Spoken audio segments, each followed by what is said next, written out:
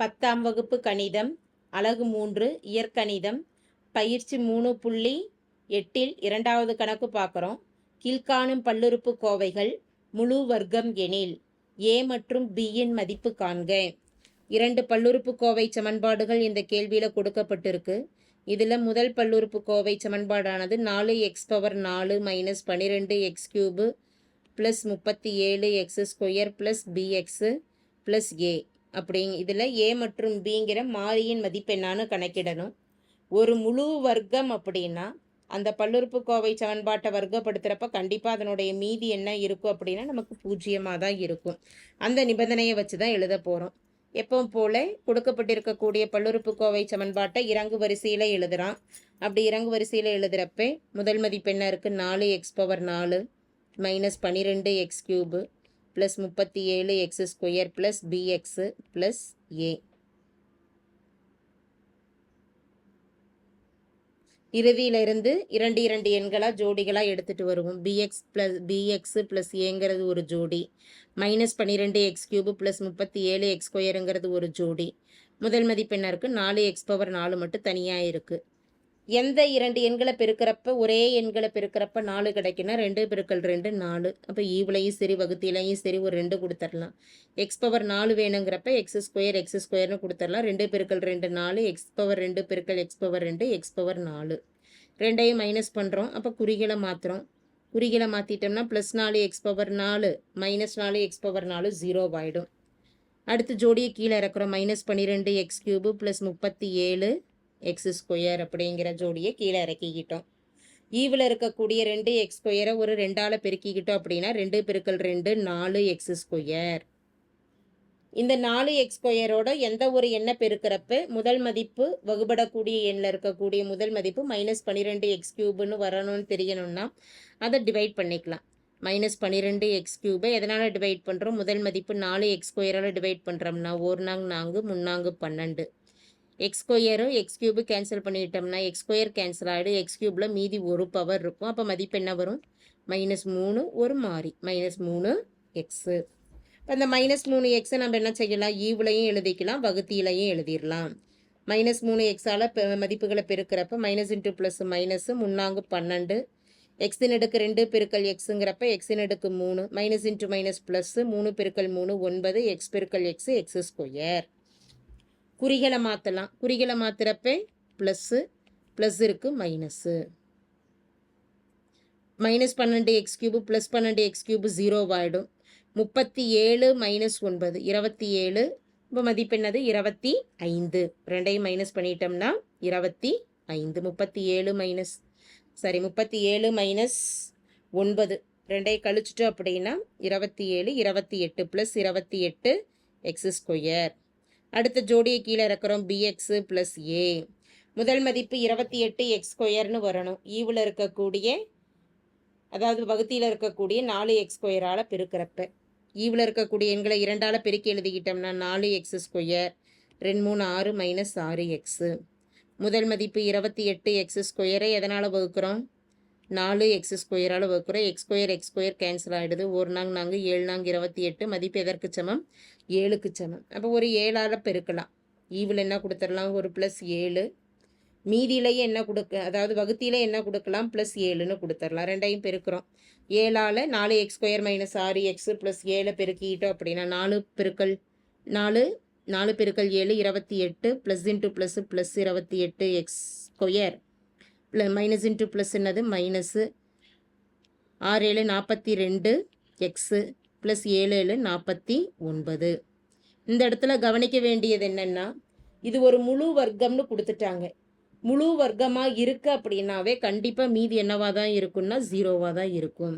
முதல் மதிப்பு ப்ளஸ் 28. குறிகளை மாற்றி எழுதுவோம் மைனஸு. அடுத்த எண் மைனஸ் 42ன்னு இருக்குது. ப்ளஸ் 42 ப்ளஸ் 49க்கு மைனஸ் 49ன்னு கொடுக்கலாம். Plus 28x² minus 28x² cancel ஆகிடும். இப்போ மீதியானது 0 வருது அப்படிங்கிறப்ப பியோட ப்ளஸ் 42 கூட்டிக்கிட்டோம் அப்படின்னா மதிப்பு 0.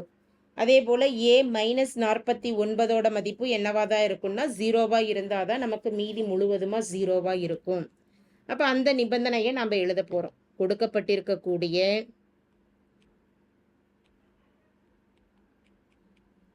கொடுக்கப்பட்ட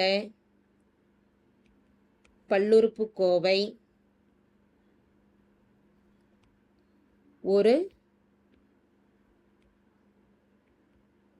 முழு வர்க்கம் என்பதால்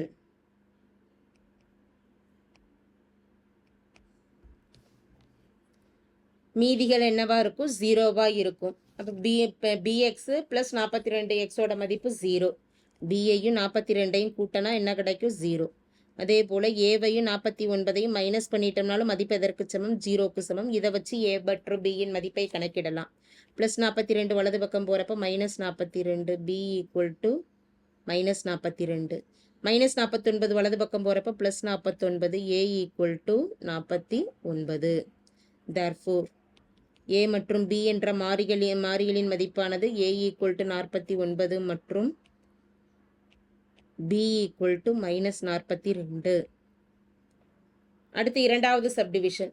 இரண்டாவது சப்டிவிஷனில் கொடுக்கப்பட்டிருக்கக்கூடிய பல்லுறுப்புக்கோவை சமன்பாடானது A x power 4 plus B x power 3 plus 361 x square plus 220 x plus 100.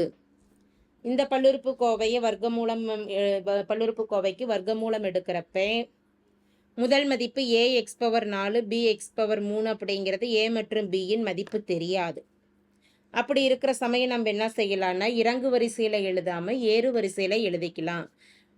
மதிப்பிடப்பட வேண்டிய கெழுக்களானது இறுதியில் வர மாதிரி கொண்டு வந்து எழுதுகிறோம். அப்போ ஏறு வரிசையில் எழுதுகிறோம் அப்படின்னா முதல்ல மாறிலி மதிப்பு என்ன இருக்குது? 100 எழுதிக்கலாம். அடுத்து எக்ஸ் உறுப்பு ப்ளஸ் 220 எக்ஸு. அடுத்து எக்ஸ் ஸ்கொயர் உறுப்பு 361 x square plus X cube அடுக்கு பி எக்ஸ் கியூபு. அடுத்த மதிப்பு என்ன இருக்குது? Plus A x power 4.